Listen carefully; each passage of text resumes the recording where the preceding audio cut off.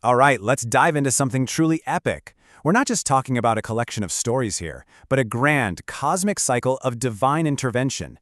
It's a story about how the source of all existence comes down to Earth to, well, hit the reset button when things go wrong. We are talking about the Avatars of Krishna. And it all starts with this core promise, right from the Bhagavad Gita. It's basically a divine guarantee. It says that when things get really, truly bad, when it feels like darkness is winning, a kind of celestial failsafe kicks in. It's this idea that the universe, won't just be left to fail on its own. So, you gotta ask, right? What does that descent actually look like?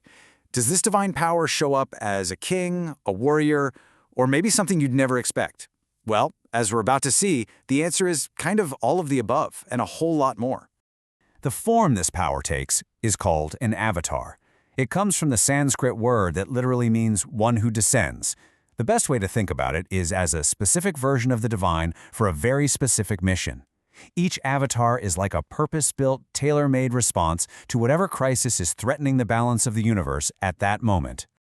Okay, so here's the thing. While there are countless avatars mentioned, 10 of them are considered the main event. They're known as the Dashavatara, and they really form the backbone of this incredible cosmic story we're about to get into. So think of this as our roadmap for the journey. These 10 avatars show up in a sequence across 4 great cosmic ages or yugas. We start way, way back in the Satya Yuga, the Age of Truth, with some pretty primal rescues. And we're going to follow this story all the way to our current age, the Kali Yuga or Age of Darkness, which, believe it or not, holds a promise for the future. Let's jump in at the very beginning. Now, the first few avatars, they weren't just saving a kingdom or a group of people. No, they were saving reality as we know it from being completely wiped out. These were huge, fundamental, world-shaping events. First up, you've got Matsya, the fish. He shows up during a world-ending flood to guide a boat carrying essentially the seeds of all future life to safety.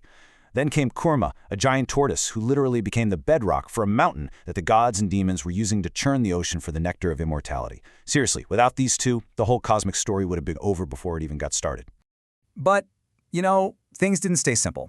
The threats got, they got a lot more direct. You have this demon, Hiranyaksha, who is so full of himself that he does something just unthinkable. He grabs the entire Earth and drags it down to the bottom of the cosmic ocean, plunging everything into darkness. So what's the response? It's Varaha, this gigantic, colossal boar. He dives into that cosmic abyss, fights the demon for what's said to be 1,000 years, and then, using his massive tusks, he physically lifts the Earth out of the water and puts her back where she belongs. It's a huge statement, right? That the Earth is precious and it will be protected. Okay, so after his brother gets taken down, the next demon king, Hiranyakashipu, he learns a lesson. He decides he's going to be smarter. He goes and gets himself what he thinks is the perfect, unbreakable contract for immortality. He makes himself seem totally unkillable, and then just starts terrorizing everyone. The only person who dares to stand up to him? His own son, who happens to be a great devotee of Vishnu. And this is where it gets really clever. Just look at how this cosmic loophole plays out. Hiranyakashipu says, "I can't be killed by a man or a beast." Fine. So what shows up? Narasimha, half man, half lion. A loophole. Not by day or by night? Okay, the attack happens at twilight. Not inside or outside? It goes down on the threshold of the doorway. Not on land or in the sky? The demon is on Narasimha's lap. Not by any weapon? He's defeated with claws. It's brilliant, and it just goes to show you, divine power doesn't play by our little human rules, especially when it comes to protecting the innocent. All right, so as we move forward in time to the next age, the Treta Yuga, you start to see a shift. The problems aren't about the world being flooded anymore. Now, they're about society itself. They're about pride, corruption, and injustice right here on Earth. And so the avatars start to look a little more human. So in this age, you get Vamana, a dwarf who humbles this super arrogant king just by asking for 3 steps of land, and then proceeds to cover the entire universe. He's followed by Parashurama, a fierce warrior priest with an axe who basically cleans house, getting rid of a whole generation of corrupt kings. And finally, this age gives us Rama, the absolute embodiment of the ideal king. And if there's one thing to understand about Rama, it's this concept of dharma.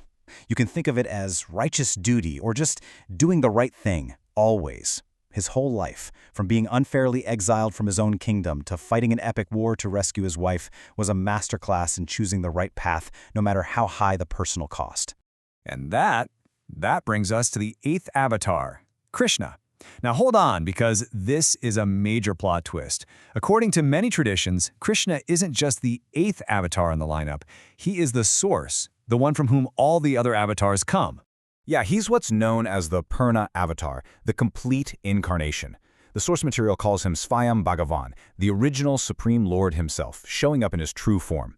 The idea is that all the other avatars we've talked about, they're basically expansions of him, sent out to handle specific jobs across the ages.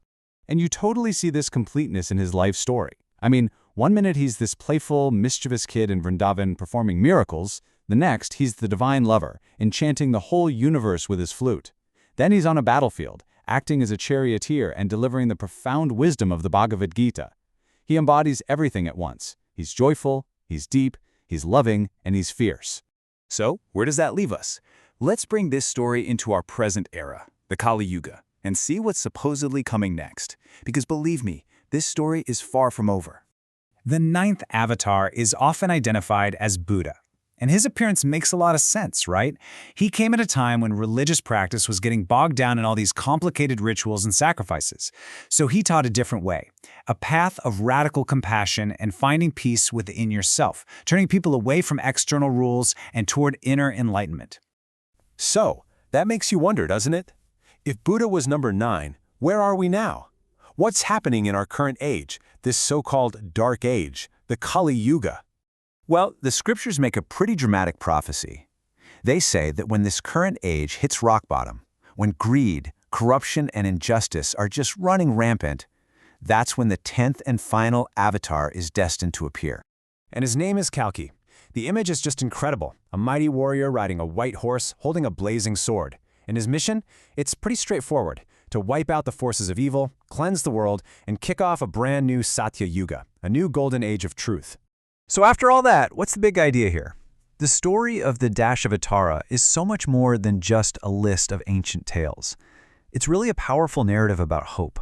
It's this framework that suggests no matter how dark things get, the universe has a kind of built-in reset button. It's an eternal promise that light, in one form or another, will always find a way to win.